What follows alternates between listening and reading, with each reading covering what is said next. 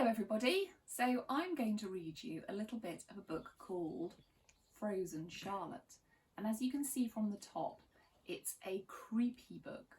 Lots of elements of the supernatural and paranormal in it. So it's really for sort of Key Stage 4 students. It was recommended to me by a Year 10 girl, but I think you could probably read it in Year 9 and maybe Year 8 if you don't get scared by things. So I'm going to start with the prologue, which is set on the Isle of Skye, which is a little island off Scotland. So, Isle of Skye, 1910. The girls were playing with the frozen Charlotte dolls again. The schoolmistress had given them some scraps of fabric and ribbon from the sewing room to take out to the garden. They were to practice their embroidery skills by making little dresses and bonnets for the naked porcelain dolls. "They'll catch their death of cold otherwise," the teacher had said. But there was one girl who wasn't playing with the others. The schoolmistress sighed when she saw her, sat alone, fiddling with her blindfold. The girl complained it was uncomfortable, but the doctor had said it was necessary to keep her wound clean, and besides, the sight of her ruined eyes frightened the other girls. The schoolmistress got up and went over to her, just as she succeeded in untying the knot. "Now, Martha," she said, deftly tying it back up again, "remember what the doctor said." The girl hung her head and said nothing. She hadn't spoken much since the accident, not since the doctor had come and Martha had made those ridiculous accusations. "Why don't you go and join the girls in the game?" the schoolmistress said. The blind girl shook her head and spoke so quietly that the teacher had to strain to hear. "It's a bad game." "Nonsense! Come along now and play with the others. I'm sure they can help if you ask." She took Martha's hand and tugged her, stumbling along to where the girls were playing in the sunshine. But when she got there, she found they weren't making dresses for the dolls after all. They were making shrouds, and they'd covered the dolls up with them as if they were corpses. Some of the girls were even making little crosses out of twigs. "What are you doing?" the schoolmistress said. The girls looked up at her. "We're holding a funeral for the frozen Charlottes, Miss Grayson."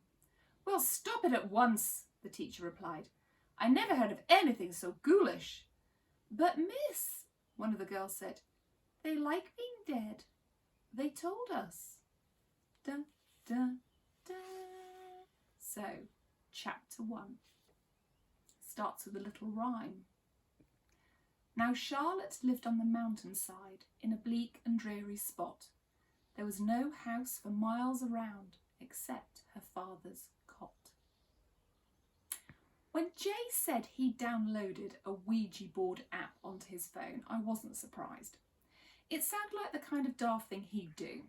It was Thursday night and we were sitting in our favourite Greasy Spoon cafe eating baskets of curly fries like always. "Do we have to do this?" I asked. "Yes, don't be a spoilsport," Jay said. He put his phone on the table and loaded the app. A Ouija board filled the screen. The words yes and no were written in flowing script in the top two corners, and beneath them were the letters of the alphabet in that same curling text in two arches. Beneath that was a straight row of numbers from 0 to 9, and underneath was printed "Goodbye." Isn't there some kind of law against Ouija boards or something? I thought they were supposed to be dangerous. Dangerous how? It's only a board with some letters and numbers written on it. I heard they were banned in England. Couldn't be, or they wouldn't have made the app. You're not scared, are you? It's only a bit of fun. "I am definitely not scared," I said. "Hold your hand over the screen then." So I held out my hand and Jay did the same, our fingertips just touching. "The planchette thing is supposed to spell out the answers to our questions," Jay said, indicating the little pointed disc hovering at one corner of the screen, without us even touching it. "A ghost will move it," he declared. "A ghost that understands mobile phones and doesn't mind crowds?" I glanced around the packed cafe. "I thought you were supposed to play with Ouija boards in haunted houses and abandoned train stations." "Well, that would be pretty awesome, Sophie. But since we don't have any boarded up lunatic asylums or whatever around here, we'll just have to make do with what we've got." "Who should we try to contact?" Jay asked. "Jack the Ripper? Mad King George? The Birdman of Alcatraz?" "Rebecca Craig," I said. The name came out without my really meaning it to. "Never heard of her. Who did she kill?" "No one. She's my dead cousin. Jay raised an eyebrow. Your what? My uncle, who lives in Scotland, he used to have another daughter, but she died when she was 7.